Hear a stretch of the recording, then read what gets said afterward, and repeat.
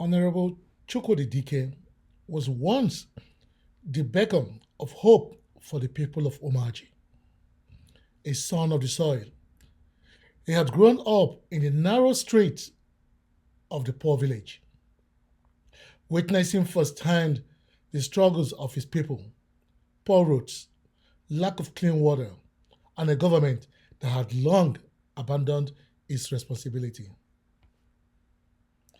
Driven by a burning desire to make a difference, Dike entered politics with a heart full of noble intention. He ran for the House of Representatives, promising to end corruption, improve infrastructure, and restore the dignity of the common man. His campaign was built on transparency, and his slogan, "For the people, by the people," resurrected with the masses, a luta continua. With overwhelming support, he won the election.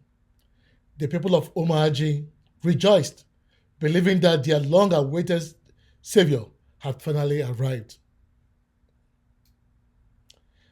At first, Dike remained true to his values. He refused bribes, openly condemned corrupt practices, and even initiated projects that improved roads and schools. But in the corridors of power, temptation was lured at every corner. One day, a seasoned political godfather, Chief Madoka, invited him for a private meeting. "Young man," the chief said, "swelling is expensive wine. You cannot change the system from the outside. You have to play the game." Dike resisted at first, but then the pressures of governance set in. His party demanded loyalty fees, as usual. Fellow politicians ostracized him, and projects stayed due to lack of cooperation with vested interest. Then came the first compromise, a seemingly harmless deal, awarding a contract to a well connected businessman who promised to donate to his campaign next time. Then came another and another. Before long, Dike found himself at the center of a corrupt network, living in a mansion in Abuja, surrounded by luxury he had never imagined. As Dike's pockets grew, his town suffered. The road projects suffered. The school renovation ceased, and the promises he once made became distant projects.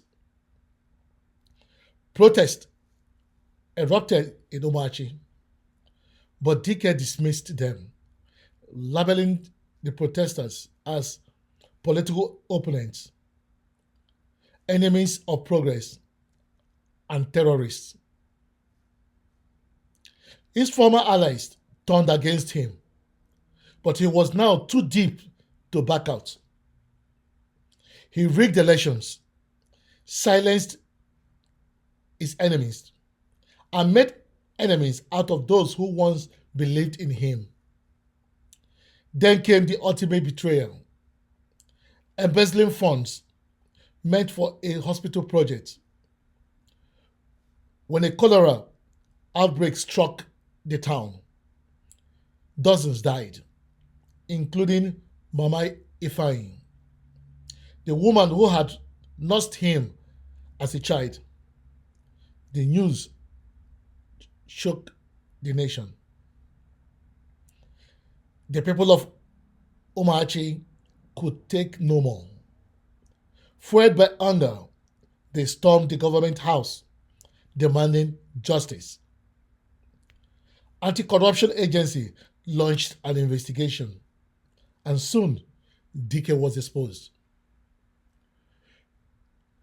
In a dynamic fall from grace, he was arrested, tried, and sentenced. His former allies abandoned him, and the same newspapers that once praised him now called him a disgrace. Sitting alone in his prison cell, Dike reflected on the choices that led him there. He had started as a hero, but power had corrupted him, and now his name would forever be remembered, not as the savior of Omachi, but as the man who sold his soul for weight. What a shame.